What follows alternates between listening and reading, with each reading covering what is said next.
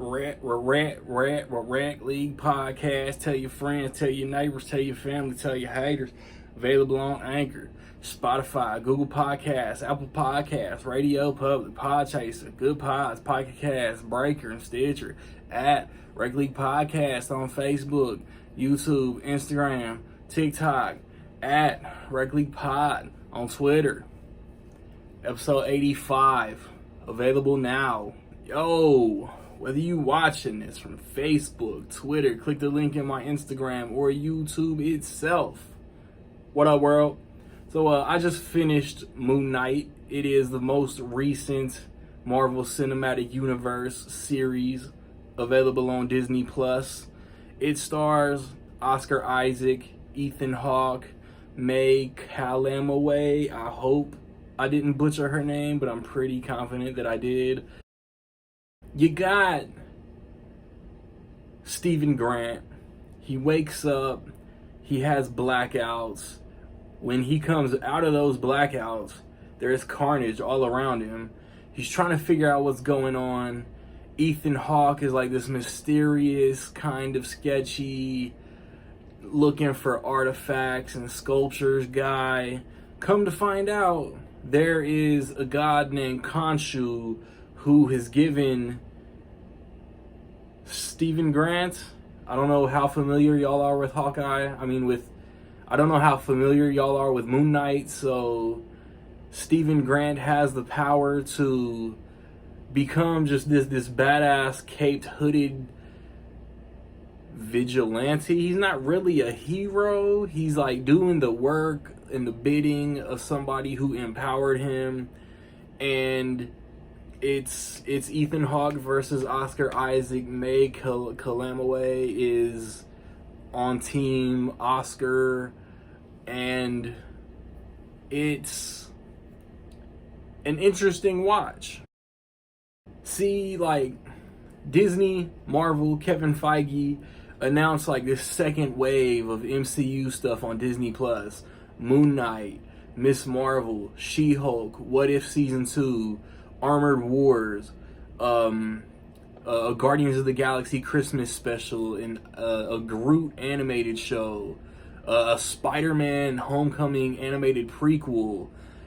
And of those, I was the most excited for Moon Knight. I knew nothing of Moon Knight, but I knew that he was a badass character. He got compared to being like, if it's not Daredevil, Moon Knight is the MCU Batman. That's not how he's sold in this show. And it's 6 episodes like Loki was, like Hawkeye was. Because I think WandaVision got 10. I think Falcon and Winter Soldier got 8. So this is a 6-episode limited series. There is a mid-credit scene after the very last episode that I'm pretty sure sets up season 2. If it doesn't set up season 2, like, it'll get resolved like in a movie. Ethan Hawke, I hate this comparison, but it's dead ass accurate. Ethan Hawke is more or less Bane in The Dark Knight Rises.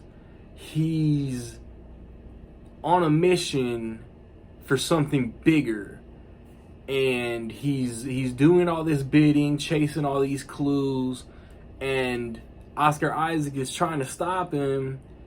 But then, like, other, like, God figures are involved, and they're, like, I don't know if the story execution was the best, because I will say that the acting, God forbid an Academy or an acting nomination board has to acknowledge comic book TV acting, Oscar Isaac deserves at the very least an Emmy nomination.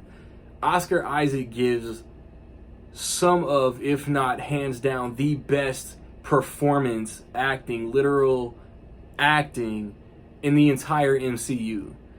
And like I said, if you don't know much about Moon Knight, I don't want to give the specifics on the character.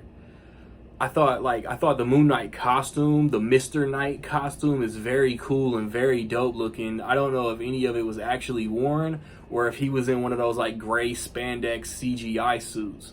That'd be cool to know. Ethan Hawke Super weird, but great performance. I really dug May Kalamaway. I'm gonna keep saying her name wrong. I should have looked at Google translated or Google enunciation searched it.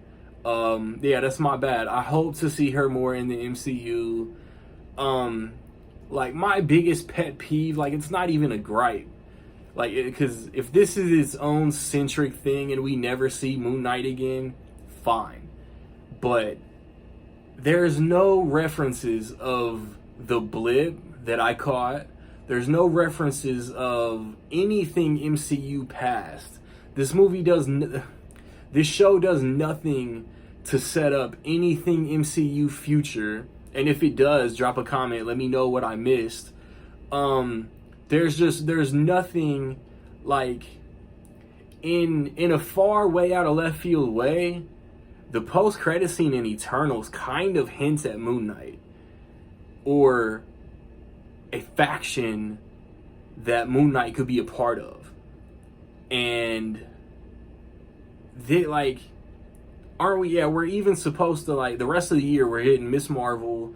I'm hoping What If season 2 will be in that same August block. And I'm pretty sure there's a Werewolf by Night. If it's not a show, it's a Halloween special.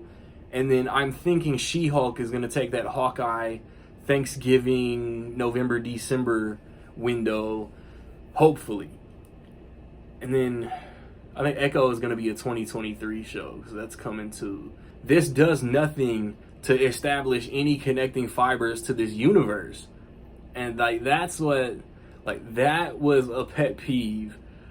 The story, I don't know if it's poorly written, poorly executed. It just didn't keep my interest. The acting is what kept my interest, but the story, for the most part, I swear I didn't care. And this being like my most anticipated second wave Disney Plus show, I'm incredibly let down. So, like, while it's not overall bad, it is a letdown in my opinion.